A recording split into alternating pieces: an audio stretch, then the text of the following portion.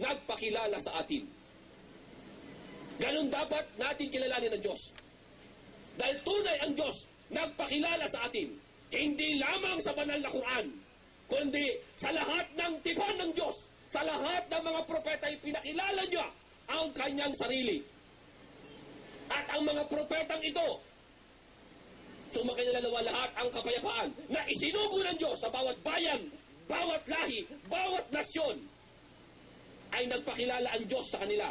At ipinangaral ng mga propetang ito ang tunay na Diyos na dapat nilang sambahin. Napakalaga talaga sapagkat yan ang pinakamalagang paksain upang ang tao ay makapasok sa paraiso. Siya'y kinakailangan mo nang maniwala na mayroong iisang Diyos. Kaya pinakasensitibong bagay ito. Pag ang tao'y nagkamali dito, kahit anong gawin niyang kabutihan, do righteous good deeds. Yung pangalawang requirement, no, wala ring silbi. Bakit? Sapagkat yung pinakamahalaga, yung pinakamahalaga, ang tao'y makakilala sa nag-iisang Diyos. Yan pinakamahalaga sa lahat yan. Nasa kanya na ngayon, pagkatapos siyang makilala ang nag-iisang Diyos, nasa kanya na kung gagawa siya ng mabuting gawa o gagawa siya ng masama. Hindi na rin natutupad, hindi rin siya makakapasok sa paraiso. No? At ito'y magiging tahanan niya magpakailanman na siyang una kong nirecite na talata kanina. Ayon sa banal na Quran, maraming talata nagbabanggit yan. So, ang katanungan ngayon papaano ba dapat kilalanin ng tao ang nag-iisang Diyos?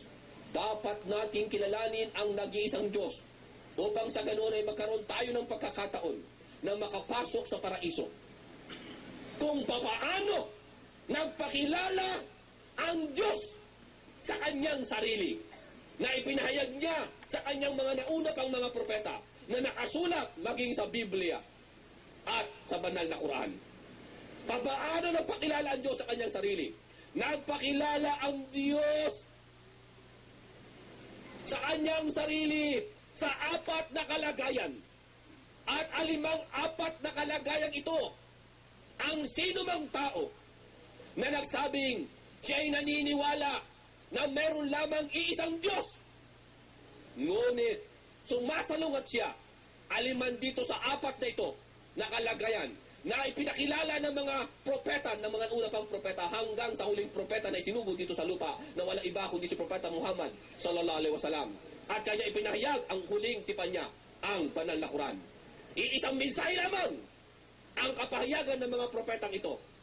Iisang pagpapakilala lamang sa dakilang tagapaglikha ang kanilang inihatid sa tao. Ano yan? Na ang Diyos ay may apat na kalagayan. At sa apat na kalagayan ito, ay sasalungat ang sino mang nagsasabing, iisa ang Diyos sa kanyang pinaniniwalaan. Hindi po ako maniniwala. Sapagkat bakit? Sumasalungat siya sa apat na kalagayan ng Diyos. Sumasalungat siya. Tinitiyak ko yan. Kahit pagpilitan niya, iisa lang ang Diyos ko. Ngunit, sorry kaibigan, sapagkat sumasalungat ka sa apat na kalagayan. Ano po ang ipinahayag ng Diyos? Maging sa lumang tipan, sa bagong tipan, na apat niyang kalagayan na matatagpuan natin pareho sa mga lahat ng aklat o revelasyon na ipinadala ng Diyos na tagapaglikha sa kanya mga propeta at pinahayag naman ng mga propeta. Ito po ang sabi ng Diyos patungkol sa kanyang sarili. Siya po may sabi, hindi ako. Mamaya tatagalugin ko lamang sapagkat ito po ang original na teksto. Ito po ang original na salita na ginamit ng dakilang tagapaglikha na ipahayag niya ang kanyang mensahe, na ipahayag niya at ipakilala ang kanyang sarili. Ang sabi ng Diyos, Bismillahirrahmanirrahim. Qul huwallahu ahad, Allahu samad, lam yalid wa lam yulad, wa lam yakul lahu kufuwan ahad. Apat po yan. Tatagalugin po natin yan at ating bibigyan ng pinakamalapit na pagkakatagalog na pinakilala ng Diyos ang kanyang sarili sa apat na kalagayan. At kapag sumulungat ang tao sa apat na kalagayan ito ng Diyos, iba ang kanyang paniniwala, isa man dito sa apat na ito.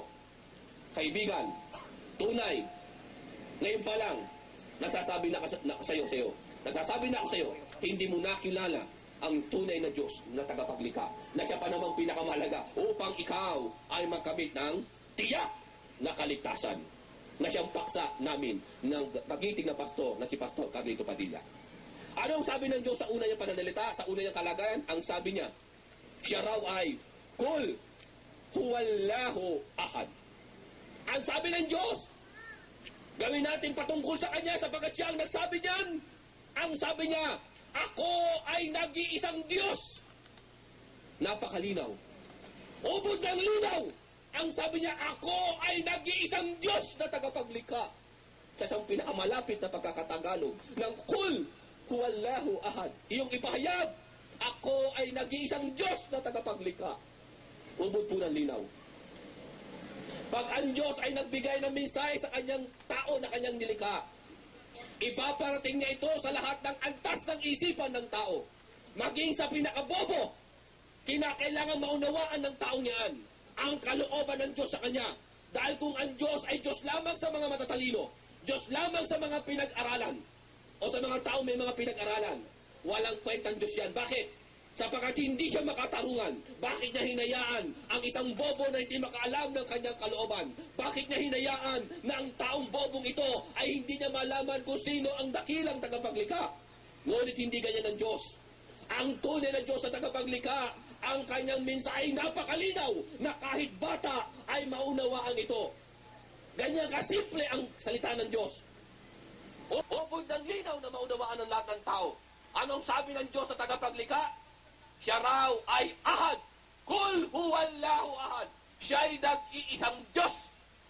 Nag-iisang Diyos na tagapaglikha. Napakalinaw. Hindi na dapat pagtalunan ni numan. Tunay na isa lamang ang Diyos. See?